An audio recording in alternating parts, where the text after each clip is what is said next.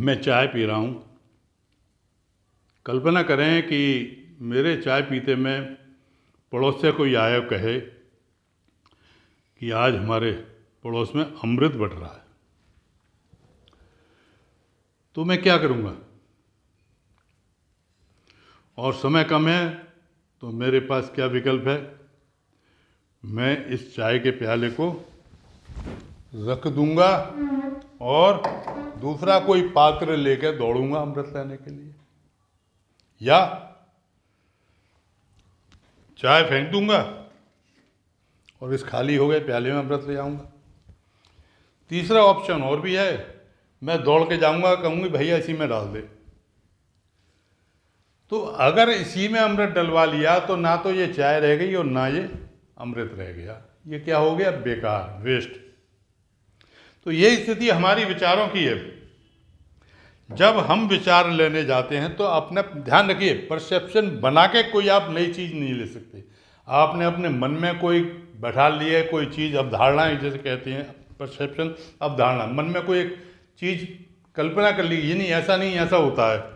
अब हमने कह दिया कि सूरज चक्कर लगाता है, पृथ्वी तो लगाती नहीं चक्कर, पृथ्वी तो अपनी जगह स्थित रहती है। और ऐसी अवधारणा बना के हम विज्ञान की जानकारी लेने जाएंगे तो हमें तो कुछ समझ में नहीं आएगा, जबकि वास्तविकता तो यह है कि पृथ्वी चक्कर लगाती है, सूर्य तो स्थिर है। तो हमारे के हम कहीं जा रहे हैं। मैं आपको एक किस्सा बताता हूं गौतम बुद्ध जी का। एक व्यक्ति उनके पास आया और कहा कि बनते,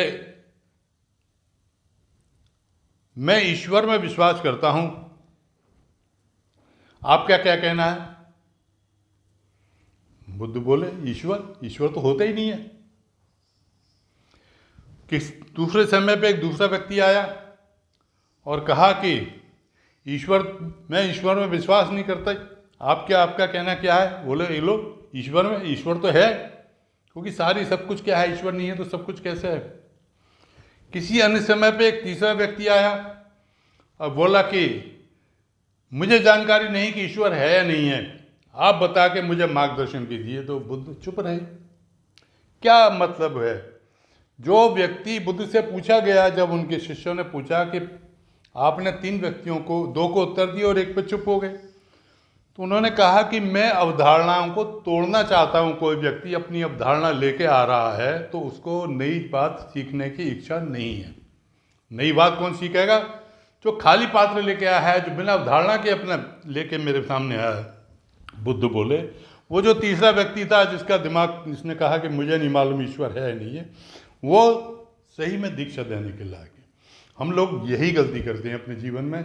जब हम ज्ञान, नॉलेज के लिए जाते हैं, पढ़ने के लिए जाते हैं, तो हम पुरानी मान्यताएं जो हमारे पीढ़ी दर पीढ़ी चली आ रही हैं, मैं आप मान्यताओं को माने न माने ये किसी व्यक्ति के ऊपर निर्भर करता है, परंतु कुछ नया सीखना है तो पुरानी अपनी जगह उनको थोड़े किनारे करके आप उनका वैज्ञानिक परीक्षण, उनका तर्क संगत परीक्षण अवश्य कर लें।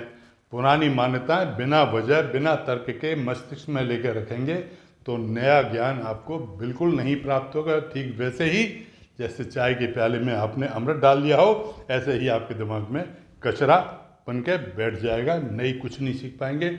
और प्रगति करने के लिए आपको नया सीखना आवश्यक है। शुभकामनाएं, धन्यवाद।